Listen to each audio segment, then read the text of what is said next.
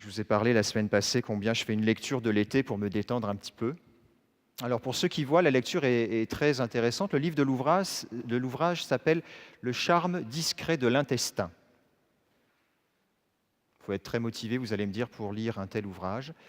Mais en fait, c'est très drôle. Tout savoir sur un organe mal aimé. Et alors j'ai appris en lisant des pages cette semaine que notre système nerveux, et peut-être il y a des médecins parmi vous, ils sauront mieux l'expliquer que moi, il est plastique. Ça veut dire qu'il est capable de se transformer. Il n'est pas immédiatement figé. Ça veut dire que à certaines étapes de notre vie, il apprend, il essaye, il est capable de faire passer plein d'informations contradictoires, passer d'une affaire à une autre. D'ailleurs, c'est ce qu'on voit souvent à l'âge de l'adolescence. C'est le moment où il se passe plein de choses avec les hormones. Et alors là, les signaux nerveux vont un petit peu dans tous les sens. Pour ceux qui ont une adolescente à la maison, les parents peut-être qui en connaissent, vous avez peut-être pu voir ça. À un moment donné, ça va être la grosse colère. 2 minutes après, la crise de larmes. Puis juste après, un gros moment de tendresse. Et puis le soir, ça va être la grande mode. Elle va vous tapisser sa chambre avec plein de posters de la dernière mode en cours. Du dernier joueur de soccer sexy à la mode.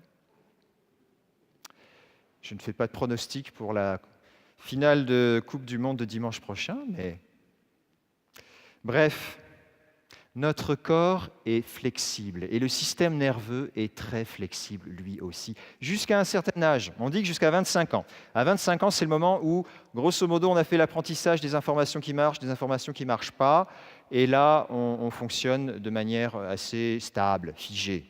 25 ans, il y en a des plus jeunes que ça parmi vous. Donc ne soyez pas inquiets si des fois tout se passe bizarrement dans votre corps, il y a des étincelles parfois peut-être. Le problème, c'est qu'à partir de 25 ans, c'est là que se posent des difficultés. C'est là aussi que tout se fige et donc aussi certains mauvais messages se figent, comme par exemple « t'es pas capable »,« t'es nul »,« tu vaux rien », ou bien « pour être aimé, il faut que tu réussisses ». Des sortes de messages qui ne sont pas justes. Ben, ils sont figés.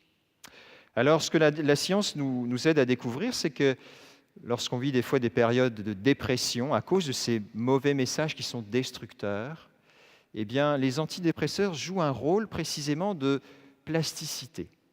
Ils permettent notamment à notre système nerveux de retrouver une certaine souplesse, de se laisser à nouveau peut-être redécouvrir ces mauvais messages qui ont été figés, qui en fait ne devraient même pas exister. Retrouver la plasticité, retrouver une certaine souplesse. Mais il me semble que c'est exactement ce que font les prophètes dans la Bible, quand on lit leur vie. Ils sont des stimulateurs de souplesse. Ils poussent le peuple sans cesse à sortir de son figement, je ne sais pas comment on dit ça, de sa fermeture, de ses scléroses. Ils poussent le peuple sans cesse à revenir au cœur. Et on le voit et on l'a entendu dans la lecture du prophète Ézéchiel en première lecture. Il va s'adresser à un peuple qui lui a été confié. Mais avant ça, le prophète a lui-même fait une expérience de souplesse. Il s'est laissé appeler. Il s'est laissé choisir, saisir par une expérience spirituelle profonde. Dieu est venu le chercher, il l'a touché. Dieu a donné même une parole de vie à ce prophète. Une parole qu'il a remis en route et qui est devenue pour lui un chemin nouveau. Et ainsi, ce prophète a été alors envoyé. Il a été, comme le dit Ézéchiel, ce prophète touché par l'Esprit. On va laisser Griezmann de côté, mais on n'arrive pas. Je pense que le projecteur est vraiment en train de mourir ce soir. Là, ça y est. L'Esprit vint en moi et me fit tenir debout. C'est comme ça que commence Ézéchiel. L'Esprit vient en moi et me fit tenir debout. C'est beau, le prophète se laisse saisir par l'Esprit Saint. Parce qu'il n'est pas capable, comme on l'entend dans Saint Paul, il nous dit bien, il a une écharpe dans la chair, il a demandé à Dieu de l'en libérer, et c'est toujours pas fait, et Dieu lui dit, ma grâce te suffit. Ou le don de l'Esprit te suffit. Ézéchiel, c'est la même chose. L'Esprit Saint vint en moi. Et c'est lui qui me fit tenir debout, dit Ézéchiel. C'est l'Esprit Saint qui me fit tenir debout, me lever. Et il est envoyé à un peuple. Et il n'est pas envoyé à un peuple, comme il dira plus loin, au langage obscur et compliqué. Il est envoyé à son peuple, celui dont il est issu, le peuple d'Israël, qui a besoin d'entendre cette parole prophétique. C'est là que Dieu l'envoie. Et il conclut par ce passage, « Ainsi, ils sauront qu'il y a un prophète au milieu d'eux. Ils sauront qu'il y a un prophète au milieu d'eux. » C'est incroyable, c'est même pas tant la parole qui est importante. D'ailleurs, Ézéchiel dit, qu'il parle ou qu'il parle, il peut parler, il n'écoute ou qu'il n'écoute pas. Dans tous les cas, ils sauront qu'il y a un prophète au milieu d'eux. Et c'est ce que Jésus va même faire. En venant à Nazareth, dans ce lieu, ce milieu où il a grandi, il est cette présence même de Dieu au milieu de son peuple. Et sa famille ou ses amis, en tout cas, ou ceux qui l'ont connu enfant, ils voient en lui le charpentier, ils ne voient pas du tout un prophète. Ils voient Jésus le charpentier, le fils de Marie, le frère de José, de Simon, mais ils ne voient pas le prophète. Ils voient le charpentier. Et leur cœur est fermé. Mais Jésus est là, au milieu d'eux. Même s'ils n'accueillent pas sa parole, il est là, au milieu de son peuple. Il me semble que cette expérience d'être là au milieu de son peuple, les premiers missionnaires, et notamment les jésuites qui ont évangélisé ici toute la contrée au XVIIe siècle, ont vécu cela. Ils sont venus, pourtant c'est des jésuites, ils sont quand même bien formés intellectuellement, mais ils ne sont pas venus pour enseigner d'abord, ils sont venus pour vivre avec. Ils sont venus en Huronie pour vivre avec les Hurons. Et Jean de Brébeuf, qui est un bel exemple, mais il a passé 15 ans avec les Hurons, les 15 dernières années de sa vie. Et il a commencé très simplement à apprendre leur langue, leurs coutumes, à vivre sous un tipi, à passer des mois en canot. Il voulait profiter du canot, d'ailleurs, Jean de Brébeuf, pour évangéliser. Puis il s'est aperçu qu'en fait, on ne parlait pas dans le canot. Ce n'était pas le lieu où on parlait. Donc il a fait comme les autres, il a ramé. Et c'était bien plus efficace que des paroles. Il a été avec ce peuple auquel il a été envoyé. Il a vécu au milieu de lui. Il a été ce prophète au milieu de son peuple ou de peuple que Dieu lui a donné. Il y a une autre petite témoin que j'aime beaucoup qui peut un petit peu nous décontracter par rapport aux prophètes. On ne voit vraiment rien. C'est une apparition de Notre-Dame de Lourdes, on connaît. Elle apparaît à la petite Bernadette. Bernadette, quand elle a eu ses apparitions, puis après elle va rentrer au couvent. Et sa mère supérieure dira d'elle qu'elle a un caractère raide et qu'elle est susceptible.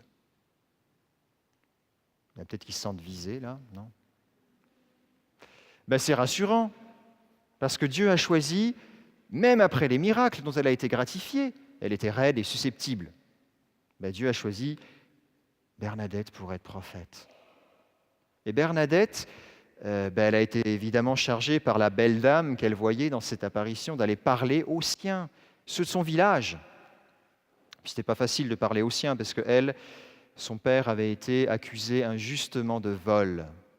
Et il vivait dans une sorte de maison qu'on appelait le cachot. Donc c'était comme la fille du voleur. Elle a été envoyée chez les siens. Elle n'avait rien pour elle. Elle a été envoyée chez les siens. Et elle a eu cette parole de sagesse que je pense on pourrait retenir, qui est très belle, qui peut peut-être nous décontracter par rapport aux prophètes. Alors qu'il y avait le commissaire Jacomel qui venait lui demander « Mais c'est quoi cette affaire d'apparition ?» Il n'y croyait pas du tout, lui.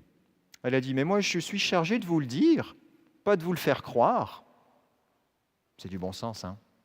Je suis chargée de vous le dire, pas de vous le faire croire.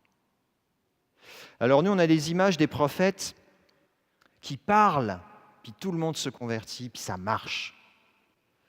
Oui, ça peut arriver. Mais la majorité des prophètes, ils ne fonctionnent pas comme ça. Ils disent, ça marche, tant mieux, et souvent ça ne marche pas. Mais ils disent, ils sont cette présence de Dieu au milieu des siens. Eh bien, frères et sœurs, n'avons-nous pas nous-mêmes goûter à une parole de Dieu dans notre propre existence qui est devenue une parole de vie? N'avons-nous pas reçu à un moment donné une parole qui s'est transformée en nous, que nous avons accueillie comme une parole de Dieu? Jésus est mort sur la croix précisément pour que les paroles qu'il dise ne sont pas juste un enseignement intellectuel, mais pour qu'elles deviennent des paroles de vie. Eh bien, nous-mêmes avons été saisis par ces paroles.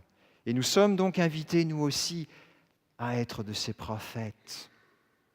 Et en ne mettant pas la barre très haut, il suffit d'aller chez les nôtres, au milieu des nôtres. Ce n'est pas très, très compliqué. Et parfois, on se dit, moi, je ne suis pas prophète, ce n'est pas pour moi. D'ailleurs, on n'a jamais songé à être un prophète. Sauf que le jour de notre baptême, le prêtre a dit, tu es prêtre, prophète et roi. C'est le don de Dieu. Tu es prêtre, prophète et roi. Tu es prophète par ton baptême. Nous le sommes tous. Comment le vivre? Déjà, en ne nous mettant pas la pression. Je ne suis pas chargé de vous le faire croire. Je suis juste chargé de vous le dire. Et on peut le dire de manière très délicate. Cet été, vous allez sûrement visiter la famille, vous retrouver dans des lieux où il ne sera peut-être pas prévu qu'il y ait la messe le dimanche. Ça peut arriver des fois dans les agendas un petit peu plus souples de l'été. Ça peut être au cours de la réunion de famille, simplement de dire, nous, c'est dimanche matin, peut-être prévenez-les la veille, on a prévu d'aller à la messe. Puis essayer de la trouver, c'est pas simple des fois de la trouver, c'est vrai. Et c'est un témoignage. On ne dit pas, vous n'y allez pas, bande de païens, nous, on y va. Non, c'est pas ça. Mais nous, on y va. C'est un acte prophétique, très simple.